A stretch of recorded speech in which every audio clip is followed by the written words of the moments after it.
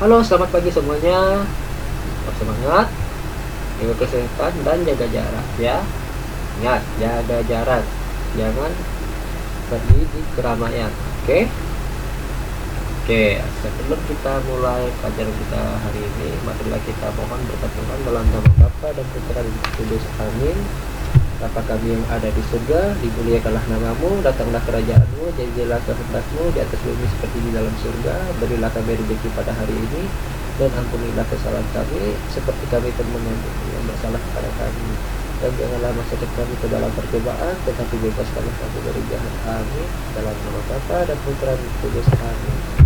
Anak-anak, hari ini Bapak akan menjelaskan materi tentang menghargai hak cipta dan karya orang lain. Kalian bisa buka LKS kalian halaman 10 ya. Halaman 10, menghargai hak cipta dan karya orang lain. Oke. Menghargai karya orang lain merupakan sikap yang positif dan mulia. Contohnya, jika teman kalian hobi menggambar, bermusik, atau membuat patung, itu sudah masuk ke dalam karya, dan kalian menghargai karya tersebut dengan cara mendukung karya teman kalian tersebut. Ingat, menghargai karya orang lain itu merupakan sikap positif dan mulia yang bersifat mendukung karya orang tersebut, ya. Oke, cara untuk menghargai karya-karya orang lain adalah yang pertama itu menggunakan program perangkat lunak software secara legal atau resmi. Secara legal atau resmi itu bagaimana? Kalian bisa membeli secara online di toko terpercaya kalian. Yang kedua itu membeli secara offline. Secara offline itu bagaimana, Pak? Secara offline itu kalian pergi ke toko komputer di dekat rumah kalian atau di tempat daerah kalian. Secara resmi kalian akan mendapatkan software secara legal di toko komputer tersebut. Oke, itu cara menggunakan program perangkat lunak software secara legal atau resmi ya. Kalian harus membeli secara resmi. Oke, yang kedua itu menghindari menyalin secara tidak sah. Menyalin tidak sah. Kalian menyalin, misalkan menyalin tugas teman kalian, sama persis menyalin atau mencontek ya, dalam tanda kutip mencontek secara sama persis tanpa sepengetahuan teman kalian. Nah, itu sudah melanggar atau menyalin yang secara tidak sah. Menyalin sama Bapak ulangi, menyalin secara tidak sah itu menyalin yang sama persis dengan yang aslinya, itu menyalin secara tidak sah. Yang ketiga itu menghindari aktivitas mengubah atau memodifikasi program. Oke, yang dimaksud mengubah atau memodifikasi program orang lain adalah Bapak punya program komputer nih misalkan, atau software perangkat lunak, kalian minta, Bapak kasihlah nih program tersebut. Kemudian kalian modifikasi sedemikian rupa tanpa sepengetahuan Bapak, terus kemudian kalian sebarkan program tersebut ke teman-teman kalian. Nah, itu sudah termasuk ke dalam ranah menyalin tidak sah ya, atau memodifikasi program orang lain tanpa seizin si pemiliknya. Oke. Undang-Undang Nomor 19 Tahun 2002 ini lazim disebut Undang-Undang HAKI dari singkatan Undang-Undang Hak Asasi atas Kekayaan Intelektual. Pada bab 2 Undang-Undang HAKI bab 2 adalah sebagai berikut. Yang pertama, hak cipta merupakan hak eksklusif bagi pencipta atau pemegang hak cipta untuk mengumumkan atau memperbanyak ciptaannya yang timbul secara otomatis setelah suatu ciptaan dilahirkan tanpa mengurangi pembatas menurut peraturan perundang-undangan yang berlaku. Oke, kalian bisa lihat sendiri di buku LKS kalian ya. Yang kedua itu pencipta dan atau pemegang hak cipta atas karya sinematografi dan program komputer memiliki hak untuk memberikan izin atau melarang orang lain yang tanpa persetujuan menyewa ciptaannya tersebut untuk kepentingan bersifat komersial. Artinya yang nomor 2 ini, karya sinematografi ini adalah karya seperti video atau film dan foto. Dan program komputer ini seperti software, membuat game, dan satu lagi yaitu mengedit program komputer. Itu.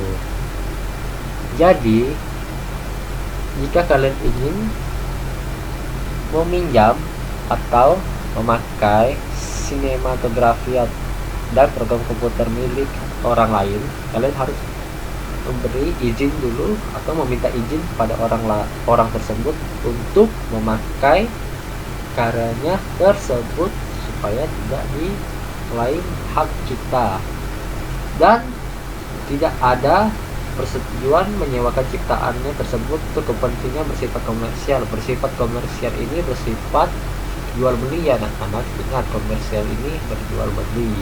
Oke, yang selanjutnya itu adalah pasal 15 dan bab 2. Kamu juga bisa melihat hal-hal yang tidak dianggap sebagai kegiatan pelanggaran hak cipta dengan syarat bahwa sumber harus disebutkan atau dicantumkan sebagai pelanggaran hak cipta.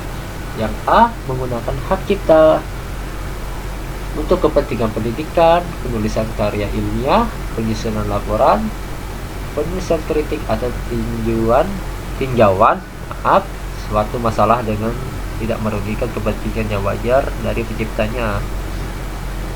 Yang B, pengambilan ciptaan pihak lain baik sebagian guna keperluan pembelaan di dalam suatu atau di luar pengambilan. Oke.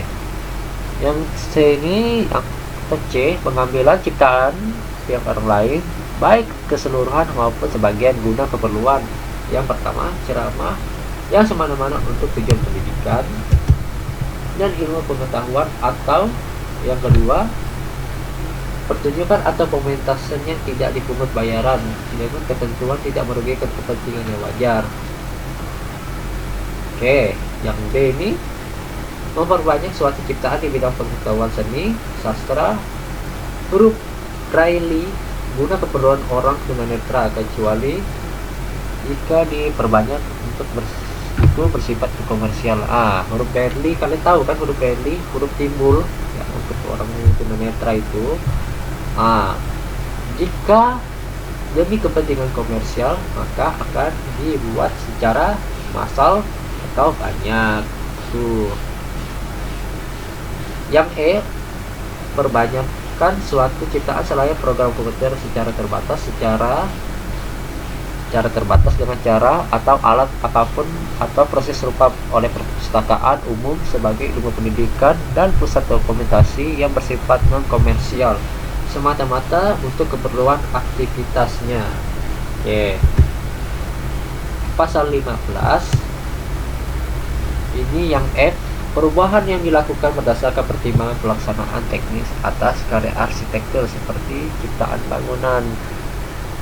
Yang G, pembuatan salinan cadangan suatu program komputer oleh pemilik program yang dilakukan oleh semata-mata untuk kepentingan sendiri. Misalkan jika kalian punya komputer atau laptop yang rusak, tiba-tiba rusak nih, kalian lagi tengah asik-asik mengedit, tapi kalian sudah menyimpan salinan program tersebut. Jadi pada saat komputer kalian sudah diperbaiki, kalian ingin mensalin program tersebut, maka itu tidak ada melanggar hak cipta, karena itu membuat salinan untuk kepentingan sendiri. Ingat, membuat salinan untuk kepentingan sendiri itu tidak melanggar hak cipta, kecuali kepentingan sendiri terus kalian bagikan kepada teman-teman kalian atau orang lain, itu sudah masuk ke pelanggaran hak cipta. Oke, jangan sampai melanggar hak cipta ya. Oke, yang selanjutnya itu adalah Di bab 13 pasal 72 kita bisa melihat hukuman pidana bagi orang-orang yang melanggar hukum undang-undang hak cipta ini. Isi undang-undang ini adalah sebagai berikut. Barang siapa dengan sengaja dan tanpa hak melakukan perbuatan sebagaimana dimaksud dengan pasal 2 ayat 1 atau pasal 9 ayat 1 dan ayat 2 dipidana dengan pidana penjara masing-masing paling singkat ya anak-anak 1 bulan dan denda paling sedikit 1 juta rupiah atau penjara paling lama 7 tahun dan denda 5 miliar rupiah. Wow, sangat besar sekali ya. Udahlah lama di penjara 7 tahun, denda paling banyak 5 miliar rupiah lagi. Yang kedua itu, barang siapa yang sengaja menyiarkan, memamerkan, mengedarkan atau menjual kepada umum suatu ciptaan atau barang hasil pelanggaran hak cipta atau hak terkait sebagaimana dimaksud ayat 1 dipidana dengan pidana paling lama 5 tahun dan denda paling banyak yaitu 500 juta rupiah. Oke. Nah, hati-hati nih untuk teman-teman atau anak-anak yang biasanya suka mengcover lagu. Nah, itu harus direm-rem sedikit ya, dalam tanda kutip direm-rem sedikit supaya kalian tidak menyiarkan atau memamerkan karya kalian ini supaya tidak kena hak cipta. Kok sudah kena hak cipta maka ranahnya sudah masuk ke ranah hukum. Kalian tahu kan, barang siapa yang sengaja menyiarkan, memamerkan atau mengedarkan, dendanya paling lama, dendanya paling banyak itu 500 juta dan pidana penjara 5 tahun. Jadi hati-hati ya dalam menyiar atau memamerkan karya kalian yang bersifat cover. Oke. Yang nomor 3, barang siapa dengan sengaja dan tanpa hak memperbanyak penggunaan untuk kepentingan komersial, kalian tahu kan, jual beli suatu program komputer dipidana paling lama ini 5 tahun dan denda paling banyak 500 juta rupiah. Maksud bapak yang tadi itu, bapak punya software, bapak ciptakan, bapak membuat sebuah program komputer, kemudian bapak berikan kepada kalian, kemudian atas pengetahuan bapak, kalian memberikan program tersebut kepada teman-teman kalian yang ada di seluruh Pontianak. Itu sudah melanggar hak cipta karena kalian sudah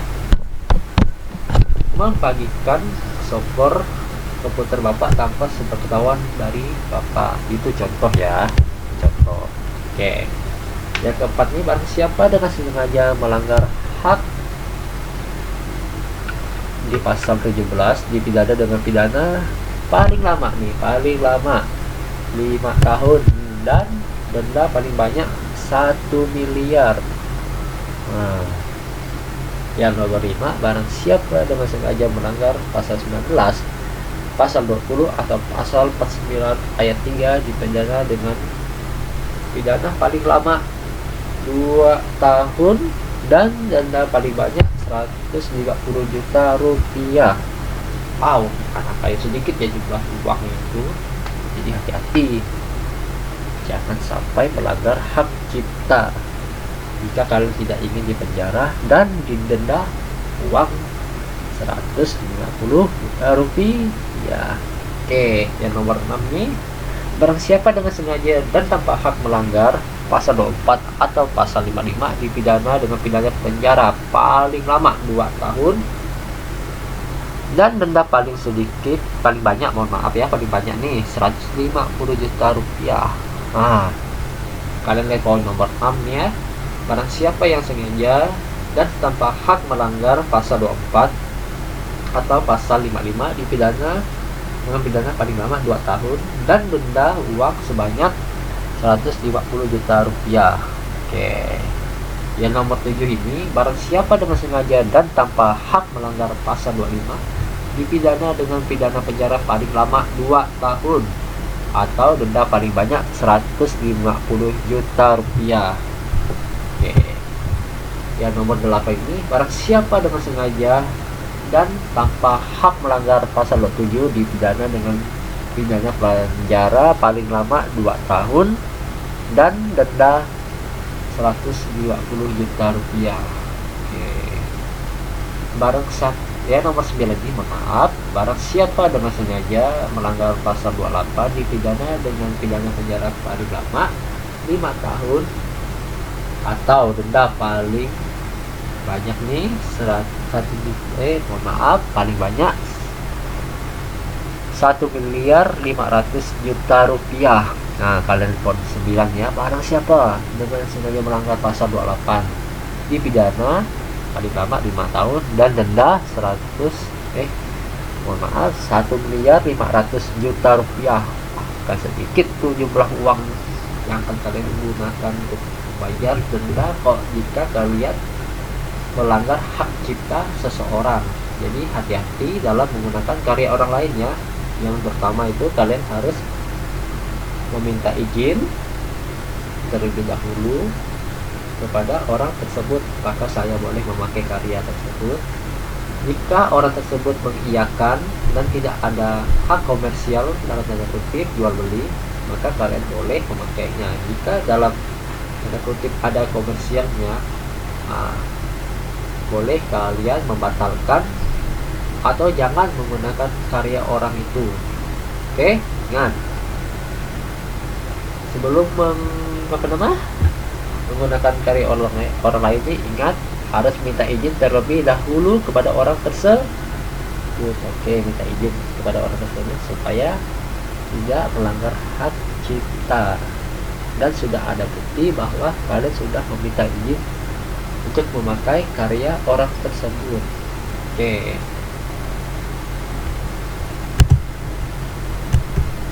Sekian dan terima kasih untuk materi hari ini. Karena di awal kita sudah membuka dengan doa, di akhir kita dengan doa ya. Dalam nama Bapa dan Putra dan Roh Kudus, amin.